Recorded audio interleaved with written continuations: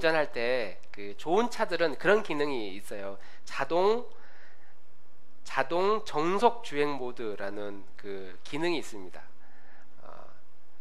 되게 편리한 기능이에요. 그냥 운전하고 가다가 고속도로 같은데 버튼 딱 누르면 악셀 안 밟아도 설정해 놓은 그 80km 쭉 그냥 80km로 갑니다. 그러니까 운전을 하시는 분들은 이제 그런 기능을 알고 잘 써먹을 텐데. 왜요?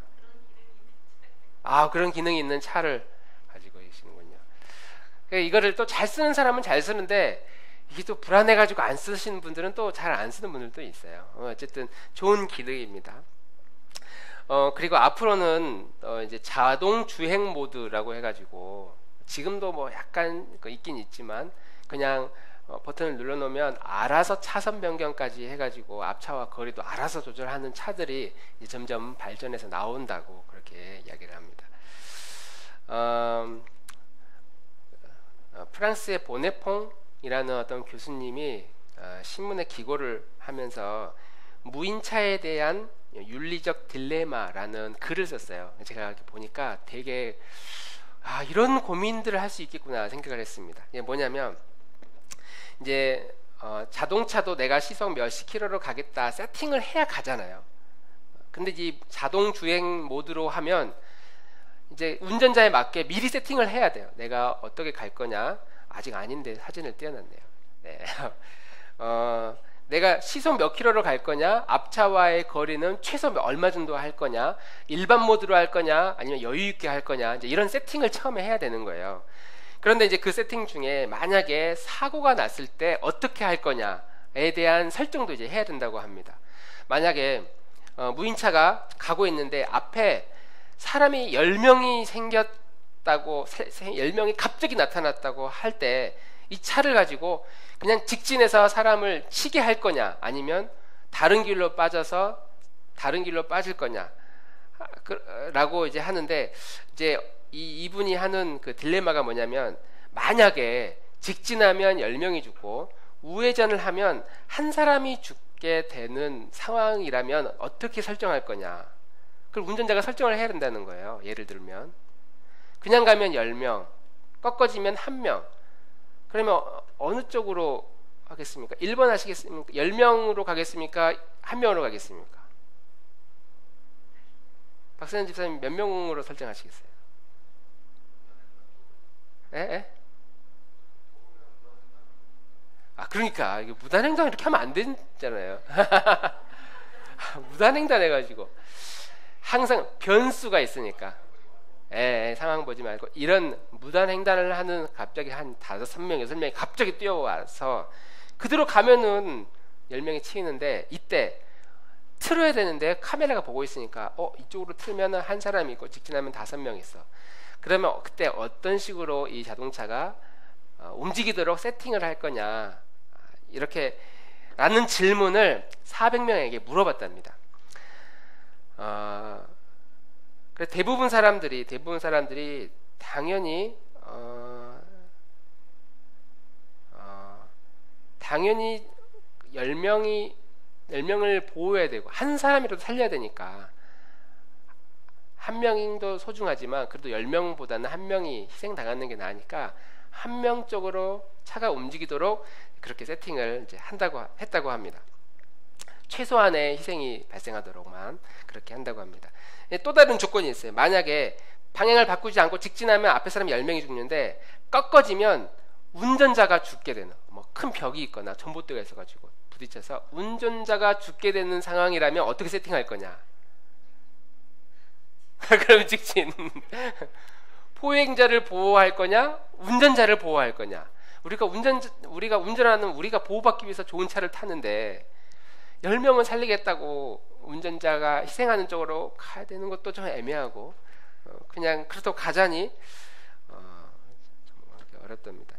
그래서 이제 이런 질문에 운전자를 우선해야 된다, 그것보다 당연히 보행자를 지켜야 된다는 사람들이 훨씬 많았대요. 16% 정도. 그래도 운전자는 1명이고 보행자는 여러 명이니까 이런 상황이라면 당연히 여러 명을 살려야지, 이제 그렇답니다. 그리고 또 물었어요. 그렇다면 당신은 이 차를 사시겠습니까? 이렇게 세팅된 차를 사시겠습니까? 절반이 안 사겠다고 그랬답니다. 내가 그 일을 당하면 다른 사람이 그래도 운전자가 다쳐야지 10명보다 이렇게 생각하지만, 내가 그 차를 타 있는 상태에서 세팅된, 보행자를 보호하고 운전자를 보호하지 않도록 세팅된 그 차를 사시겠습니까? 라는 말에는 절반이 그 차는 안 사겠다고 사람들이 답변했다는 거죠. 만약에 실제로 우리 집 아파트에 자율주행 차들이 많이 들어왔어요. 근데 그 차들이 다 보행자를 보호하도록 세팅이 됐대요. 그러면 우리 아파트에 그런 차들이 많이 있으면 좋은 일이겠죠. 일단 안심하고 다닐 수 있으니까, 완벽하게 세팅이 됐다면 완벽하게 편안하게 다녀도 차가 나를 치지 않고 차가 망가지거나 그렇게 될 거니까, 이제 그렇다면 좋을 겁니다. 그런데 모든 차들이 다 운전자를 보호하도록 세팅이 돼 있다. 그러면 그 아파트에서 불안해서 살겠습니까? 막 시위하고 우리 아파트에 자율주행 차 못 들어오도록 막 데모가 막 그럴 겁니다. 보행자를 아무도 보호해주지 않고 나를 보호해주지 않기 때문이죠. 그리고 그런 차는 운전자를 보호하지 않은 차라면 또 그런 차는 안 살 거고, 그러니까 여기서 오는 딜레마, 이러지도 못한 저러지도 못하는 그런 딜레마들이 있을 수 있다. 그리고 우리가 살고 있는 시대에는 그런 문제들을 이제 앞으로 해결해야 된다. 기계가 과학이 발전할수록 이런 문제들을 해결해야 된다고 이야기를 합니다. 오늘은 의에 줄이고 목마른 자라는 개념이기 때문에 정의에 대한 이야기를 좀 더 해보겠습니다. 뭐가 옳으냐, 무엇이 정의냐, 이야기를 좀 더 해보겠습니다. 틈틈이 문자 메시지로 우리 여러분들에게 이게 정의입니다 하면서 막 날라오는 그런 자료들, 정보들이 있을 겁니다. 문자든 카카오톡이든, 어떤 사람들은 거기에 태극기를 붙여서 보내는 사람도 있고, 어떤 사람들은 적폐라는 단어를 써가지고 문자를 보낸 사람들도 있을 겁니다. 사람들마다 자기가 옳다고 여겨지는 그 신념을 아주 큰 소리로 부르짖으면서 그 정의를 이야기를 하죠. 태극기를 들고 광화문에 가면 그것이 정의이냐, 아니면 머리에 빨간 띠를 부르고 노동에 대해서 협상을 하고 사회적 평등을 부르짖으면 그게 정의이냐. 우리가 가지고 있는, 우리가 옳다고 여겨지는 신념, 이게 옳다라고 말하는 그 신념들, 이런 신념들은 아까 같이 자동차를 그러면 당신은 어떻게 설정하시겠습니까? 라는 이런 현실적인 문제를 만나면, 현실적으로 이렇게 할 수도 없고 저렇게 할 수도 없는 갈등의 상황을 만나면 대부분 무너집니다. 태극기를 아무리 들고 있어도, 아무리 머리에 빨간 띠를 두르고 사회적 평등을 외쳐도, 실제로 우리가 사회에서 어떤 이러지도 저러지도 못하는 상황들을 만나면 그게 별로 의미가 없어져요. 사회복지가 너무 많아져서, 사회복지 정책이 너무 많아져서 이 나라가 이러다 망하게 생겼다라고 생각하는 사람들도 당장 몸이 아파가지고 병원 갔는데 당신은 많은 혜택을 받을 수 있습니다라고 할 때 나는 혜택 받지 않을 거라고 이렇게 말하지는 않죠. 다급하면 이런 혜택 하나하나 고마워하면서 나라가 이런 것까지 꼼꼼하게 챙겨주는 것을 감사하게 생각할 겁니다. 물론 반대의 입장도 있을 수 있겠죠. 현실적인 딜레마에 만나면 우리가 가지고 있는 가치관들은 금방 무너집니다.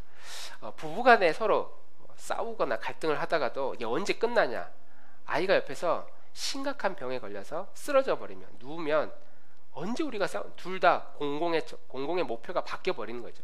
내가 옳다고 막 생각했는데 상대방도, 남편도 아내도 서로 옳다고 막 이야기를 했는데 옆에서 더 심각한 문제들을 만나면 이렇게 서로 옳다고 주장하는 게 별로 의미가 없어져요. 이렇게 해서 이겨봐야 아이가 쓰러지고 아이가 피를 흘리고 죽어가고 있는 그 상황이라면 이런 그런 갈등들이 별로 의미가 없어지고 금방 다 사라지는 것들이다 라고 생각할 수 있습니다.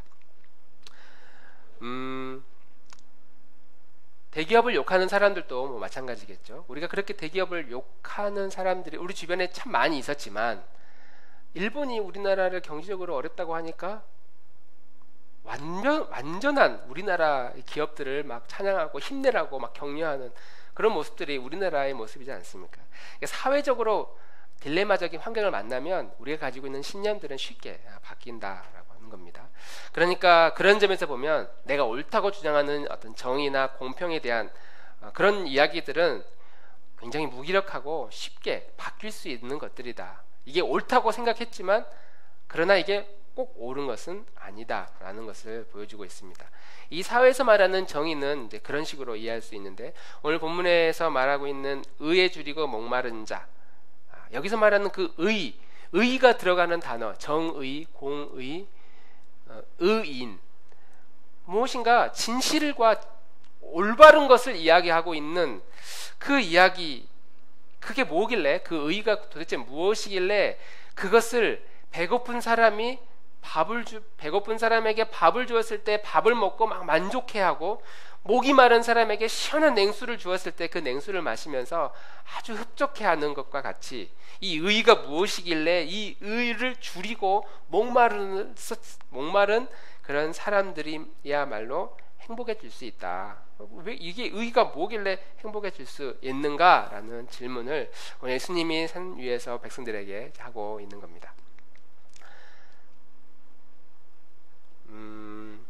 본문에 나오는 이 의가 먼저 구약과 신약의 어떤 의미로 나오는지를 함께 나누려고 하는데, 구약에서 의 그러면 뭐 여러 가지 이야기들이 있을 수 있겠지만, 일단 구약에서의 의는 율법입니다.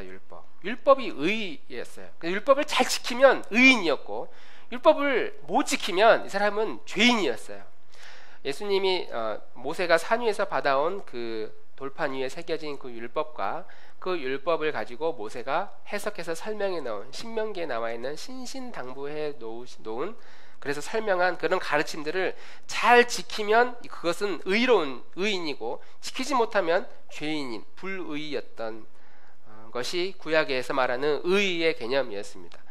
하나님 이 모세의 율법이 있기 전에는 최초의 이 율법이 뭐였냐면 선악과가 최초의 율법이었어요. 에덴 동산에 선악과를 두시고, 이것을 근거로 아담과 하나님 사이에 맺어진 어떤 계약, 너가 이것을 먹으면 너는 죽는다, 그러나 먹지 않으면 너는 영원히 나와 함께 할 것이고, 이 에덴 동산을 다스리고 정복하는 지도자가, 통치자가 될 것이다. 첫 번째 이 율법은 선악과였습니다. 하나님이 아브라함을 불렀을 때에도 비슷한 개념이었죠. 너가 내 명령과 내 율법을 잘 지키면, 내 말에 잘 순종하면 내가 너에게 복을 주겠다, 너와 함께 하겠다, 너의 자손에게 큰 복으로 너희를 축복하겠다. 그리고 그 상황 관계를 잘 지키면, 그것이 곧 약속을 잘 지키면 의였다고 성경은 말하고 있고, 신의 광야에서도 이 화면에 나와 있는 율법을 받았을 때도 이것을 잘 지키면 정이었다, 그리고 지키지 못하면 죄인이었다고 성경은 말하고 있습니다. 그런데 이제 문제는 왜 율법을 주셨는가 하는 거죠. 일단 구약의 사람들 중에 제대로 율법을 지킨 사람은 거의 없습니다. 아담과 하와도 실패했죠. 아브라함도 끊임없이 실패했고, 모세도 무수히 많이 실패했습니다. 하나님의 마음을 아프게 하기도 하고, 다윗은 말할 것도 없고, 야곱은 뭐 더더욱 그렇겠죠. 구약의 인물들이나 이스라엘의 민족도 이 율법을 제대로 지켜서 성공한 적이 없어요. 그런데 굳이 하나님이 이 율법을 왜 주셨느냐, 마치 이런 거죠. 선악과를 주셨는데 하나님이 이 선악과를 따먹을 걸 뻔히 알았을 것 같은데 왜 주셨나. 그거 안 주셨으면 죄도 안 지었을 거고, 그러면 인간이 좀 더 편안했을 텐데 왜 지키지도 못할 선악과를 주셔가지고 아담을, 하와를 갈등하게 만들고 그 갈등 때문에 죄를 짓게 만드는 것. 왜 구약의 율법은 하나님이 지키지도 못할 율법을 주셔가지고 알았을 거 아닙니까? 이 율법을 줘도 지키지 못할 거라는 사실을. 그런데 왜 율법을 주셔가지고 이스라엘 백성들을 괴롭혔는지 하는 거죠. 구약의 이스라엘의 역사 가운데 70년마다 모든 것을 원래의 자리로 돌아가도록 하는 희년 제도가 율법에 있었지만 단 한 번도 제대로 이루어진 적이, 구체적으로 이루어진 적이 없죠. 있는 자가 포기해야 되는데, 포기하면 그 율법이 이루어지는데 포기하지 않은 그런 사람들 때문에 희년이 제대로 이루어진 적이 거의 없습니다. 그런 것을 보면 왜 하나님은 지키지도 못할 것을 율법을 주셨는가. 이스라엘 백성들이 성령 충만할 때는 율법을 잘 지켜요. 그래서 말씀대로 살다가 잘 사는 듯 보이다가 죄를 짓고, 또 율법을 잘 지키는 듯 하다가 실패하고, 구약의 역사는 이게 계속 반복되는 역사이기 때문에 고통스러운 거죠. 제대로 지키지도 못하는 율법을 왜 주셨는가. 그런데 하나님이 우리에게 율법을 주신 이유는 그것을 잘 지키는 것으로 너는 의인이다, 이런 개념으로 율법을 주신 게 아니었습니다. 아담과 하와가 선악과를 보면서 하나님의 크심을 알고 자기의 작음을 발견하도록. 왜냐하면 선악과가 없을 때는 에덴 동산을 다니다가 모든 동물들이 다 뭐 말을 할 수도 있고, 아니면 모든 동물들이 다 아담 인간에게 순종합니다. 사자도 산만한 하마나 코끼리도 아담이 이리 와 그러면은 촉촉촉 와가지고 앉아 그러면은 저렇게 앉아가지고 풀 너무 많이 뜯어 먹지 말고 다른 나눠 먹어 그러면은 막 끄덕거리면서 돌아갔을 거예요. 짐승도 인간의 말에 순종하는 피조물이었기 때문에, 하나님이 그렇게 에덴 동산을 허락하셨기 때문에. 그래서 에덴 동산과 이 땅의 모든 자연의 질서를 하나님께 위임받은 그 질서대로 잘 다스리고 정복해 경영하도록, 잘 이 땅을 이끌어 가도록, 이 세상을 다스리라고 아담에게 주셨는데, 그럴 때마다 무슨 생각이 들겠습니까? 아담이 에덴 동산의 왕이죠, 왕. 내가 못하는 게 없어. 에덴 동산의 모든 자연은 다 나에게 순종해. 모든 그런 마음을 가지고 있는데 딱 하나 걸리는 거. 에덴 동산의 중앙에 있는 실과 선악과 나무 앞에만 딱 서면, 아 맞아, 깨달아지는 거죠. 아 맞아, 내가 이 동산의 주인이 아니구나. 하나님이 주인이시지, 이게 내게 아니지, 위임받은 거야. 이러한 깨달음을 갖도록 하기 위해 하나님이 에덴 동산 중앙에 선악과를 놓으신 것이죠.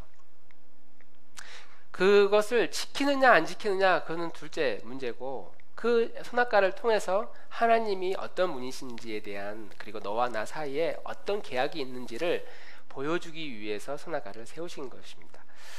그러니까 율법을 우리에게 왜 주셨느냐, 율법을 보면서 아 내가 이 율법을 제대로 못 지키는구나.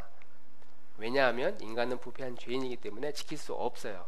지킬 수 없는데도 그래도 지켜야 주님이 기뻐하셔, 그게 아니라 선악과를 보면서 하나님이 계시지, 그분이 내 인생의 주인이지, 그분이 나를 만드셨어 라는 인식을 하게 하신 것처럼, 우리는 율법이라는 어떤 규칙들을 보면서 또 그것을 잘 지키지 못하는 우리 자신을 보면서 하나님이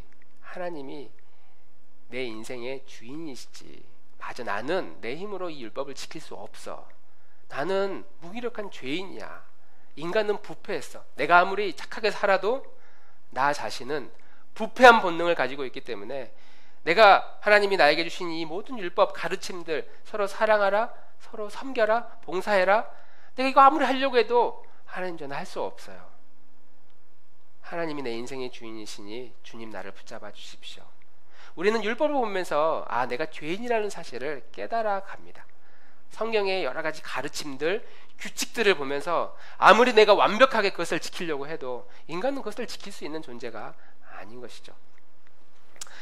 가끔 우리 주변에 이런 사람들이 있습니다. 다이어트 완벽하게 성공한 사람들이 있어요. 30kg 빼가지고 완전히 날씬해진, 인생 역전된 사람. 물론 요요 현상이 또 있겠죠.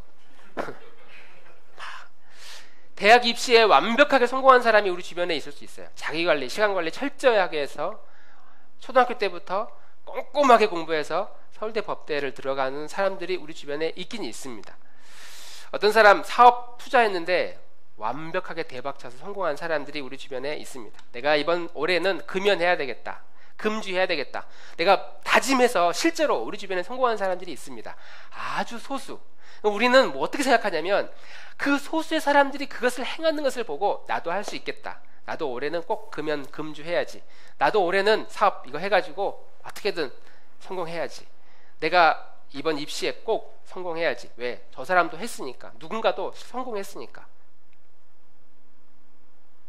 율법을 마치 그런 식으로 우리가 이해한다는 거죠. 내 주변 사람들이 신실하게 말씀대로 열심히 살아가, 믿어, 아 그리고 그런 간증을 들어, 막 도전을 받아, 나도 저렇게 살 수 있겠구나. 그리고 막상 살려고 그러면 몸이 말을 안 들어요. 내가 매일 1시간씩 기도해야지, 몸이 말을 듣지 않습니다. 내가 1년에 몇 명씩 전도해야지, 전도할 때 마음의 입이 열려지지 않습니다. 그리고 시간이 지나면 다시 그대로인 우리의 모습을 볼 수 있어요. 우리가 증인이지 않습니까? 2년 전에 우리의 신앙의 모습하고 지금 우리의 신앙의 모습 중에 많이 달라진 사람이 아주 소수이고, 거의 우리는 올 초하고 지금의 모습이나 2년 전의 모습, 지금의 모습이나 아니 5년 전의 모습과 지금의 모습이 뭐 그렇게 많이 달라지지 않는 우리 연약한 모습들을 봅니다. 그러면서 항상 우리 아유 예수님 믿고 언제 내가 변화되느냐, 기필코 내년에는 내후년에는 더 내가 믿음으로 살리라 다짐하고 노력해도 그게 잘 되지 않거든요. 이스라엘 백성들이 그렇게 노력했음에도 불구하고 끊임없이 실패했던 그 이유는 그 율법을 보면서 아 우리 민족에게는 이 율법이 아니라 율법을 주신 하나님이 필요하시지, 하나님이 우리에게는 필요해, 그런 깨달음이 필요한데 모든 바리새인들이 다 율법을 완벽하게 지키고 있다고 이야기를 하고 너희도 우리처럼 지키지 않으면 죄인이라고 이야기를 하니까 이스라엘 백성들이 막 혼란스러운 겁니다. 아, 지키긴 지켜야 되겠는데 지키지는 못하겠고. 그래서 로마서 3장의 20절은 이렇게 이제 말씀하죠. 우리 다 같이 한번 읽어보겠습니다. 시작. 그러므로 율법의 행위로 그의 앞에 의롭다 하심을 얻을 육체가 없나니 율법으로는 죄를 깨달음이니라. 아멘. 사도 바울이 복음을 깨닫고 나니까 자기가 그렇게 지켜왔던 율법에 대해서 진지하게 돌아보니 율법을 지킬 수 있는 인간이 없다는 것을 깨달은 겁니다. 아, 인간이 이 율법을 지켜서 의롭다 여겨지는 것이 아니구나. 그냥 이 율법은 내가 죄인이라는 사실을 알려주는 도구일 뿐이구나. 하나님께서 선악과를 주셨던 것도 마치 율법의 기능처럼 아담 스스로는 나 없이 너는 불완전한 존재야, 이것을 깨닫도록 하기 위해 하나님께서 선악과를 주셔서 아담으로 하여금 하나님의 존재를 발견하도록, 잊어버리기 때문에 모든 게 내 거니까 내가 세상의 왕인 것처럼 사는 그런 곳에서 선악과를 보면서 아 하나님께 내가 위임받은 거지 라는 사실을 깨닫도록 하기 위해 하나님이 선악과를 주셨고, 이 선악과가 처음 인류의 율법의 기능을 했다는 것이죠. 그런데 이 선악과도 실패하고 구약의 율법들도 대부분 실패하고 모든 인간들은 제대로 지키지도 못하고 그 의미도 깨닫지 못한 채 이스라엘 민족은 신약 시대로 넘어오면서 나라를 잃은 채 몇백 년 동안 나라를 잃은 채 방황하다가 지금은 로마의 지배를 받고 있는 시대가 됐습니다. 그리고 이 율법은 신약으로 넘어가면서 이 율법을 지키느냐 마느냐의 개념, 어떤 이 규칙, 이런 개념들이 그리스도께서 이 땅에 오심으로 십자가에서 죽으신 그 보혈, 그리고 우리는 그것을 기쁜 소식이라고 하죠. 매여 있었는데 더 이상 매이지 않아도 됩니다라고 하는 좋은 소식, 기쁜 소식을 이스라엘 민족은 매이지 않아도 됩니다라고 하니까 아 우리가 로마로부터 이제 자유되나 보다, 우리가 독립국가 되는가 보다 라고 생각을 했지만 모든 당신 죄인이다라는 이 깨달음을 모든 이스라엘 백성들이 얻도록 해서 그 죄로부터 당신들이 이제 자유할 수 있다라는 가르침을 예수님이 친히 이 땅에 오셔서 우리에게 해주셨습니다. 그리고 예수님이 뭐라고 이야기하시냐면 나를 잘 따르면 그것이 곧 율법을 다 지키는 것처럼 간주된다. 나를 잘 따라오면, 내 이야기를 잘 듣고 내가 가는 길을 따라오면 너희들이 율법을 잘 지킴으로써 의로워진다고 하는 그런 인식, 그 인식이 마치 실제로 적용된다라는 가르침을, 이런 이상한 방식의 가르침을 하는 겁니다. 율법을 지켜라 이렇게 말하지 않고 나를 따르면 마치 너희들이 율법을 지키지 못하고 있는 그 율법을 다 지키는 것에 대한 것처럼 간주가 된다라고 산위에서 지금 가르치고 있는 겁니다. 그리고 예수님이 뭐라고 하시냐면 마태복음 5장 뒤에, 이 산상수훈 뒤에 17절 18절에 같이 한번 읽어보겠습니다. 시작.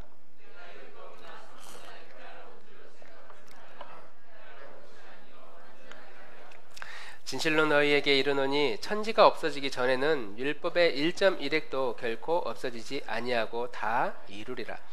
예수님은 구약의 율법의 그 가르침들을 완전하고 완벽하게 다 성취할 것이다고 하면서 율법 필요 없다 그게 아니에요. 내가 다 완벽하게 할 것이다. 그런데 그 율법을 지키는 것으로 완벽하게 하는 것이 아니라 나를 따르는 것으로 마치 너희들도 완벽하게 율법을 지키는 것에 대한 혜택을 받게 된다.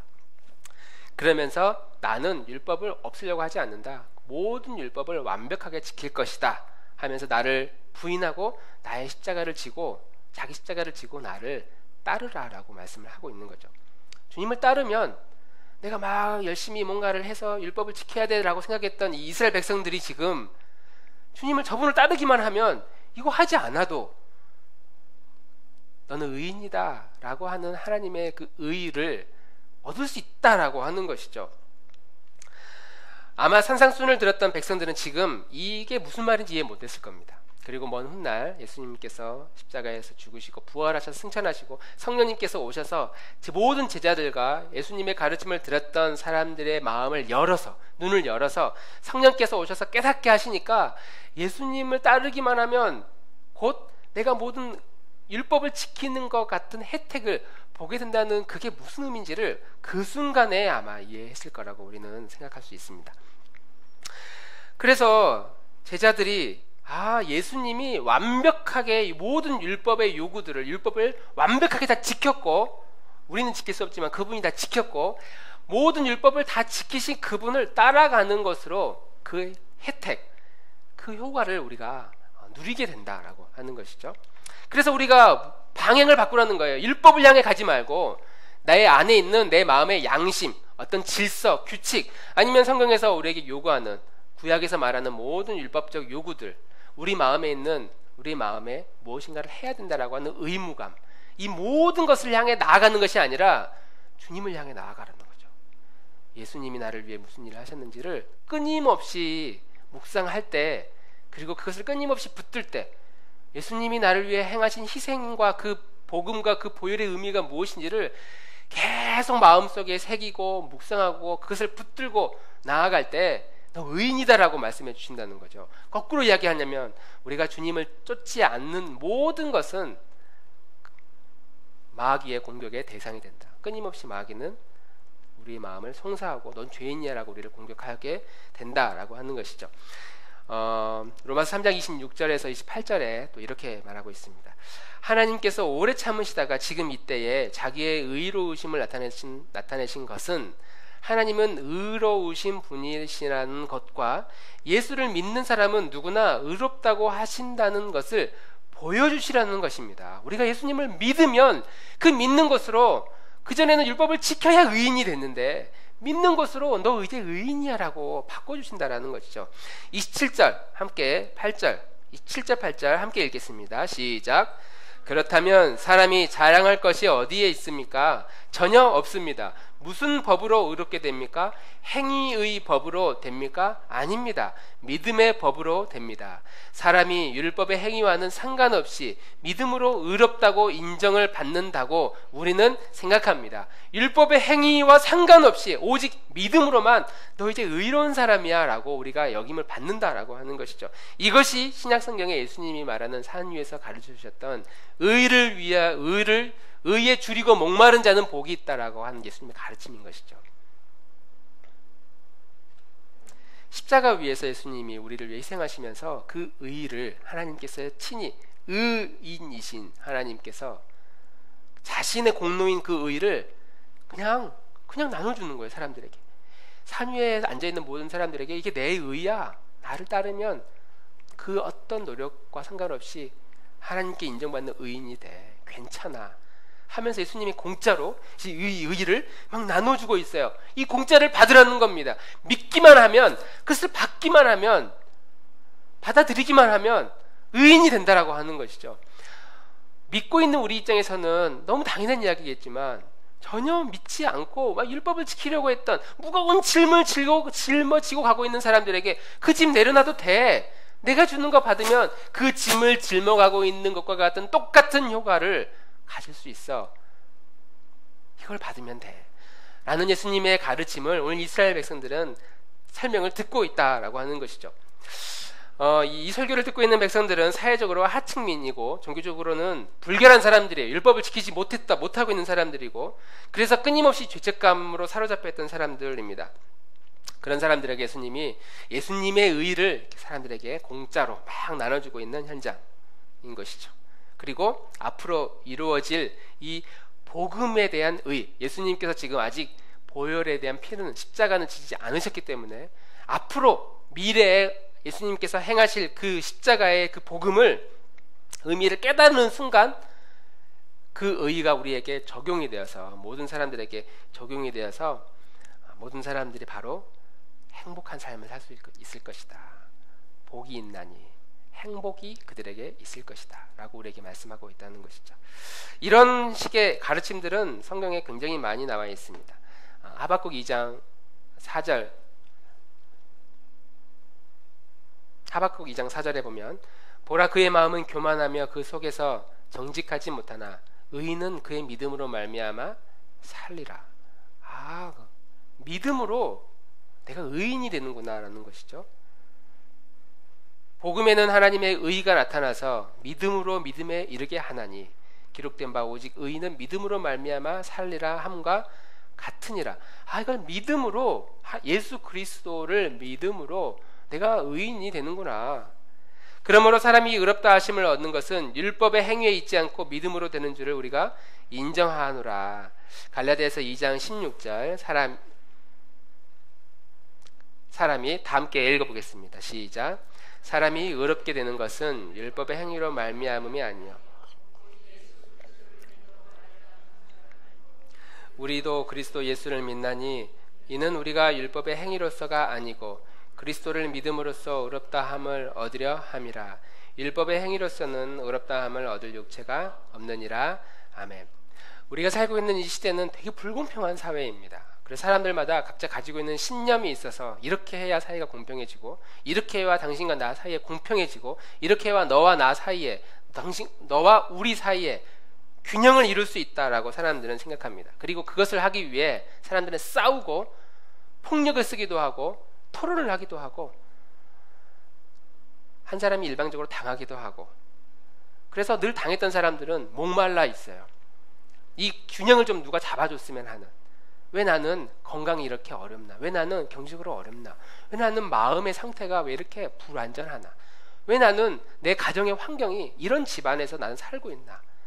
이 기울어진 이 땅에서 뭔가 불완전한 우리 자신의 한 사람 한 사람의 삶의 형편들을 돌아보면 무엇인가 나타나서 이 균형을 좀 잡아주었으면 하는, 그래서 정의 두 개의 추를 들고 있는데 치우치지 않고 좀 균형 있게 누군가가 잡아줬으면 하는 바람을 모르는 사람들은 가지고 있습니다.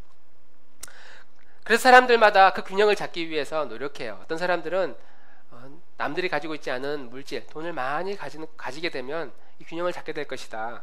어떤 사람들은 내가 권력을 가지면 이 균형을 잡게 될 것이다. 그럼 내가 행복해질 것이다. 어떤 사람은 명예를 가지면, 어떤 사람은 즐겁게 살면 내가 행복해질 것이다 라고 생각을 한다는 것이죠. 그러나 이렇게 내가 많은 것을 소유하고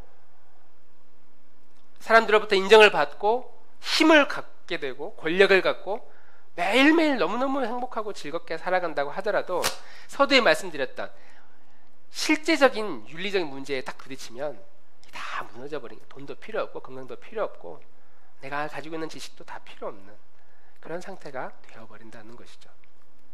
가족들 중에 누군가가 불치병으로 오늘 내일 갑자기 쓰러져서 병원에 가면 우리가 가지고 있는 모든 것들이 무슨 의미가 있겠습니까? 내 몸이 갑자기 쓰러져 버린다면, 내 눈이 갑자기 멀어서 앞을 보지 못한다면, 갑자기 말을 하지 못하는 상황이 된다면 우리가 이것만 하면 될 것 같아, 이것만 하면 될 것 같다라고 생각했던 모든 것들이 어떤 의미가 있을까요? 우리가 가지고 있는 이 모든 목표, 우리가 추구하는 공평, 의라고 여겨지는 것들, 나는 의를 추구해 이렇게 우리 말하지 않지만 우리가 지금 무엇인가 열심히 달려가는 그것이 바로 우리가 가지고 있는 각자의 의입니다. 개개인적인 의이고 그것을 추구하려고 우리는 다 노력하며 살아가고 있는 것이죠. 그런데 그런 방식은 항상 윤리적인 딜레마에 만나게 되면 무너져버리는 그런 한계를 가지고 있기 때문에 그런 방식으로 우리는 의로운 삶을 살아갈 수가 없다는 것이죠. 오직 주님이 우리에게 주신 기쁜 소식, 복음을 우리가 간절히 붙들고 내가 이 매여있는, 내가 이것만 하면 내가 좀 의로운 사람이 되어서 행복해질 거야 라고 하는 그 매여있는 그것을 내가 내려놓고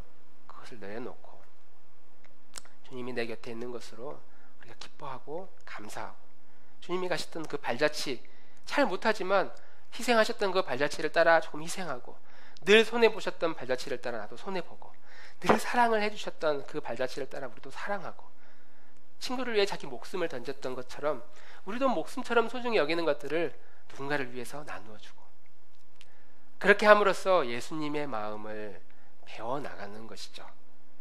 행위로 예수님이 가셨던 그 길에 행위를 따라서 내가 의인이 되는 것이 아니라 그렇게 하는 것으로 예수님이 이런 마음이셨겠구나, 하나님의 사랑이 이런 것이구나, 아버지께서 나에게 주시려고 하는 선물이 이런 것이구나.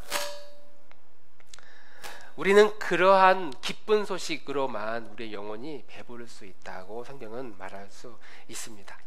그래서 곧 예수 그리스도를 믿음으로 말미암아 모든 믿는 자에게 미치는 하나님의 의인이 차별이 없다.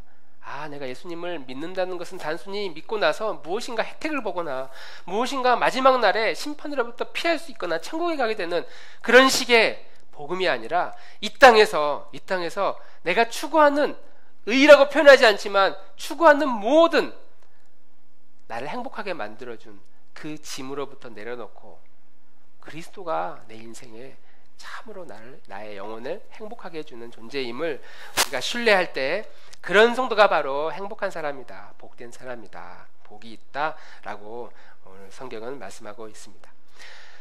마지막 날이 되면요, 주님이 오실 그날이 되면 아마 확실히 심판을 받습니다. 죄에 대해서 우리가 의롭게 살았다면, 믿음으로 살았다면 믿음에 대해서 상급의 심판을 받을 겁니다. 마지막 날 하나님께서 우리가 가지고 있는 모든 죄에 대해서 심판하실 때 누구만 살아남느냐? 결국 의인만 살아남는데 어떤 의의를 가진 사람만 살아남느냐? 하나님이 죄에 대해서 진노를 퍼부을 건데 그 퍼부을 그 진노를, 마음을 풀어줄 만한 그 의, 유화라고 그러죠. 우리 유화가 아니라 마음을 풀어줄 만한 그 의, 그 정도면 충분해 라고 분노하지 않고 심판하지 않을 그 의는 그리스도의 옷을 입는, 예수님과 함께 동행하는, 주님의 발자취를 함께 따라가는 그 의를 입고 있는 사람만 마지막 날 심판을 피할 수 있다는 것이죠. 그래서 우리가 이 땅에 살아가는 삶의 목표가 마지막 날 심판을 피하기 위한 두려움이 아니라 이 땅에서도 그 기쁨을 누리며 살아갈 수 있는 이 복음, 기쁜 소식을 내가 누리며 살아갈 뿐만 아니라 마지막 날에 하나님의 심판도 피할 수 있는 놀라운 소식이죠. 우리가 이것으로 충만해진다면 하나님께서는 우리의 영혼을 배부르게 할 것이다. 육체는 결핍이 있을 수 있고 몸이 아플 수도 있고 내 성품이나 내가 자라는 환경에 대한 열등감이나 여러 가지 나약함들이 있을 수 있지만 이 기쁨과 이 복음으로 내 안에 충만함으로 살아간다면 우리의 영혼은 굶주리지 않고 아주 배부른 상태로 넉넉하게 살아갈 수 있다. 예수님이 오늘 우리에게 오셔서 이러한 말씀을 합니다. 우리가 이 한 주간 살아갈 때에 내가 무엇으로 배부르며 살아갈 것이냐, 무엇으로 내 영혼을 만족시키며 살아갈 것이냐, 눈에 보여지는 것으로, 손에 만져지는 것으로 하는 이 만족은, 이 행복은 너무나 제한적이고 다 사라져버릴 그럴 것이기에 주님 한 분만으로 우리가 만족하면 좋겠습니다. 예수님을 더 따르고 싶습니다. 주님을 더 닮아가고 주님을 더 알아가기를 원합니다. 우리 이러한 믿음의 고백으로 이 한 주간 살아가는 저와 우리 교우들이 되기를 주님의 이름으로 축원합니다.